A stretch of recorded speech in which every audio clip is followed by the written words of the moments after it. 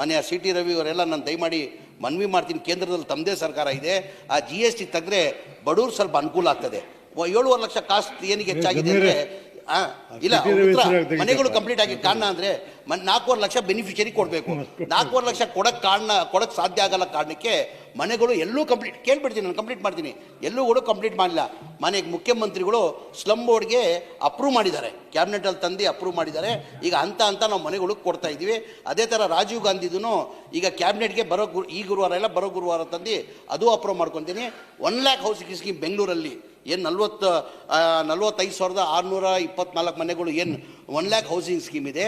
ಹಿಂದಿನ 2016ರಲ್ಲಿ ಸಿದ್ದರಾಮಯ್ಯ ಅವರು ಮುಖ್ಯಮಂತ್ರಿ ಇರುವಾಗ ಬಡವರ ಬೆಂಗಳೂರು ಸಿಟಿಯಲ್ಲಿ ಆಟೋ ಚಾಲಕರು ಇದ್ದಾರೆ, ಬಡವರು ಇದ್ದಾರೆ, ಬೀದಿ ವ್ಯಾಪಾರ ಮಾಡೋರು ಇದ್ದಾರೆ, ಅಂಥವ್ರನ್ನ ಅವ್ರು ಸ್ವಂತ ಮನೆ ಆಗಬೇಕಂತ 1 ಲ್ಯಾಕ್ ಹೌಸಿಂಗ್ ಸ್ಕೀಮ್ ಅಂತ ತಂದರು. ಆ ಟೈಮಲ್ಲಿ 1 ಲಕ್ಷ ರೂಪಾಯಿನ ನಿಗದಿ ಮಾಡಿದ್ರು, ರೇಟ್ 6 ಲಕ್ಷನ ನಿಗದಿ ಮಾಡಿದರು. ಅಂದರೆ ಕೇಂದ್ರ ಸರ್ಕಾರದಿಂದ 1.5 ಲಕ್ಷ, ರಾಜ್ಯ ಸರ್ಕಾರದಿಂದ ಜನರಲ್ ಇದ್ದರೆ 1,20,000, SC ST ಇದ್ದರೆ 2 ಲಕ್ಷ, ಬರೀ ಅವ್ರು 2 ಲಕ್ಷ ಕೊಟ್ಟರೆ ಅವ್ರಿಗೊಂದು ಮನೆ ಬೆಂಗಳೂರಲ್ಲಿ ಸಿಕ್ಕೋದು. ಆ ಮನೆಗಳು ಆಮೇಲೆ 2018ರಲ್ಲಿ ಕಾಂಗ್ರೆಸ್ ಸರ್ಕಾರ ಹೋಯಿತು, ಸಮ್ಮಿಶ್ರ ಸರ್ಕಾರ ಬಂತು, BJP ಸರ್ಕಾರ ಬಂದಾದಮೇಲೆ 2021ರಲ್ಲಿ ಮಾನ್ಯ ಬಸವರಾಜ ಬೊಮ್ಮಾಯಿ ಅವರು ಮುಖ್ಯಮಂತ್ರಿ ಇರುವಾಗ ಅದು 6 ಲಕ್ಷ ಇದ್ದಿದ್ದು 10,60,000 ಮಾಡಿ 60,000 ಅದಕ್ಕೆ GST ಆಗಿ 11,20,000 ಮಾಡಿದ್ರು. ಅಂದರೆ 7 ಲಕ್ಷ ಬಡವ್ರ ಕಡೆ ಎಲ್ಲಿಂದ ಕಟ್ಟಕ್ಕೆ ಸಾಧ್ಯ?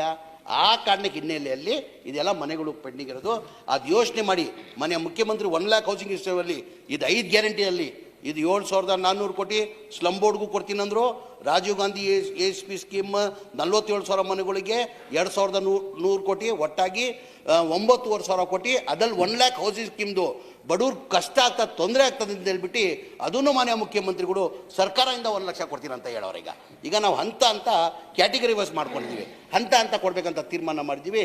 ಮಾನ್ಯ ಮುಖ್ಯಮಂತ್ರಿನೂ ಸೂಚನೆ ಕೊಟ್ಟಿದ್ದಾರೆ ಸನ್ಮಾನ್ಯ ಅಧ್ಯಕ್ಷರೇ, 1 ವರ್ಷದಲ್ಲಿ ಇದೆಲ್ಲ ಮನೆಗಳು ಕಂಪ್ಲೀಟ್ ಮಾಡಿ ಕೊಡಬೇಕಂತ ಹೇಳಿದ್ದಾರೆ.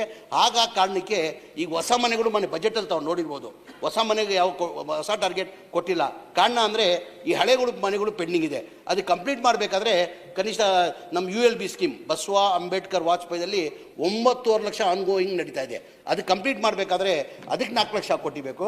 ಸ್ಲಮ್ ಬೋರ್ಡ್ ಮನೆಯಲ್ಲಿ 1,80,253 ಮನೆಗಳು ಕಂಪ್ಲೀಟ್ ಮಾಡಬೇಕಾದ್ರೆ 7.5 ಲಕ್ಷ ಬೇಕಾಗ್ತದೆ. ರಾಜೀವ್ ಗಾಂಧಿ ASP ಸ್ಕೀಮ್ದು 47,860 ಮನೆ ಕಂಪ್ಲೀಟ್ ಮಾಡಬೇಕಾದ್ರೆ 2.5, ಒಟ್ಟಾಗಿ 13,500 ರೂಪಾಯಿ ಈ ಮನೆ ಕಂಪ್ಲೀಟ್ ಬೇಕಾಗ್ತದೆ. ಮನೆ ಮುಖ್ಯಮಂತ್ರಿಗಳು ಈ ವರ್ಷ ಹಳೆ ಮನೆಗಳು ಕಂಪ್ಲೀಟ್ ಮಾಡಿ, ಹಾಗಾಗಿ ಹೊಸ ಟಾರ್ಗೆಟು ಕೊಟ್ಟಿಲ್ಲ. ಈ ವರ್ಷದಲ್ಲಿ ನಾವೆಲ್ಲ ಹಳೆ ಮನೆಗಳು ಕಂಪ್ಲೀಟ್ ಮಾಡ್ತೀವಿ. ಮಾನ್ಯ ಸಚಿವರೇ, ತಾವು ಸದನನ್ನ ಖುಷಿ ಪಡಿಸೋದಕ್ಕೆ ಬೇಕಾಗಿರೋ ಮಾಹಿತಿ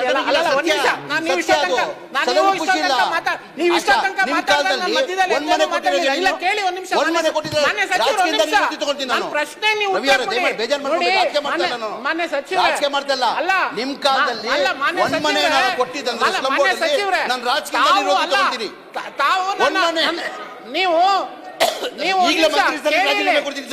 ಸಚಿವರೇ, ನೀವು ಮುಂದೆ ಮಾಡ್ತೀರಿ, ಇದನ್ನೆಲ್ಲ ಚರ್ಚೆ ಮಾಡಿದೀವಿ, ಮುಂದೆ ಇಟ್ಟಿದ್ದೀವಿ ಅನ್ನೋಂಥದ್ದನ್ನ ಏನು ಎಲ್ಲರನ್ನೂ ಖುಷಿ ಪಡಿಸೋದಕ್ಕೆ ಬೇಕಾಗಿರೋ ಅಂಥದ್ದು ಮಾತಾಡ್ತಾ ಇದ್ದೀರಾ. ಆಗ್ಲಿಂದ ನಾನು ಅದನ್ನೇ ನೋಡ್ತಾ ಇದ್ದೀನಿ, ಇಲ್ಲ ಅಂತಲ್ಲ.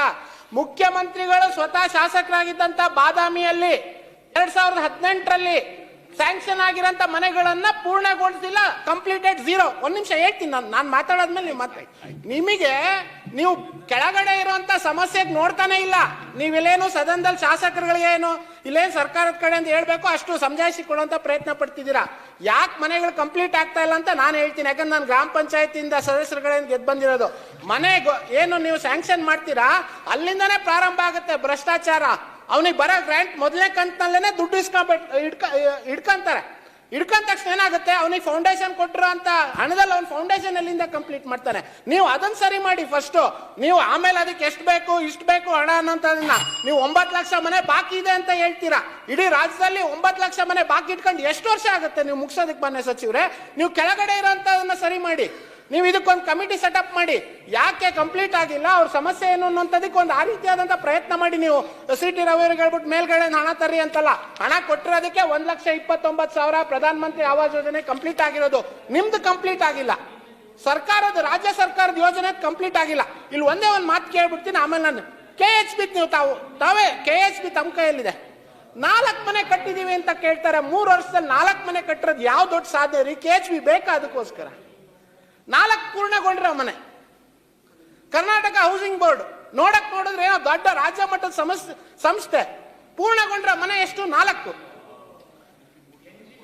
ಈ ರೀತಿಯಾಗಿ ತಾವು ದಯವಿಟ್ಟು ನಾನು ಹೇಳ್ತೀನಿ ಕೇಳಿ, ನಿಮ್ ಸಮಸ್ಯೆ ಇರ್ಬೋದು, ಹಣ ಕಡಿಮೆ ಬೀಳ್ಬೋದು, ಅದೆಲ್ಲ ನಾನು ಒಪ್ಕೊಂತೀನಿ. ಆದ್ರೆ ನೀವು ಯಾರನ್ನ ಫಲಾನುಭವಿ ಆಯ್ಕೆ ಮಾಡುವಂತ ಪ್ರೊಸೆಸ್ ಇದೆ, ಆ ಪ್ರೊಸೆಸ್ ನ ಸರಿ ಮಾಡುವಂತ ಕೆಲಸವನ್ನ ದಯವಿಟ್ಟು ಮಾಡಿ. ಅಧ್ಯಕ್ಷೆ, ಅವ್ರು ಹೇಳಿರೋದು ಪ್ರಶ್ನೆಗೆ, ನಾನು ಸದಸ್ಯ ಹೇಳಿರೋ ಪ್ರಶ್ನೆಗೆ 9.5 ಲಕ್ಷ ನಾನು ಹೇಳಿದ್ದೀನಿ ಮುಂಚೆನೆ. ಆನ್ ಗೋಯಿಂಗ್ ಕೆಲಸ ನಡೀತಾ ಇದೆ. ಆ ಮನೆಗಳು ನಾವು ಕಟ್ಟಲ್ಲ, ಅವರಾಗಿ ಅವ್ರ ಬೆನಿಫಿಷಿಯರಿ ಕಟ್ಕೊಳ್ಬೇಕಾಗಿರೋದು ಮನೆ. ನಾವು ಹಂತ ಹಂತ ಪೇಮೆಂಟ್ ಕೊಡ್ತೀವಿ, ಪಾಯ ಗೀಸ್ಕೊಡ್ತೀವಿ, ರೂಫ್ ಗೀಸ್ಕೊಡ್ತೀವಿ. ಇಲ್ಲ ಹೇಳುತ್ತೆ, ನಾವು ಮನೆಗಳು ಕಟ್ಟೋದಿಲ್ಲ. ನಾವುಗಳು ಮನೆಗಳು ಕಟ್ಟೋದು ಯಾವುದು? ಸ್ಲಮ್ ಬೋರ್ಡ್ ಮನೆಗಳು ಕಟ್ತೀವಿ, ರಾಜೀವ್ ಗಾಂಧಿ ಮನೆಗಳು, AHP ಸ್ಕೀಮಲ್ಲಿ ಮನೆಗಳು ನಾವು ಕಟ್ತೀವಿ.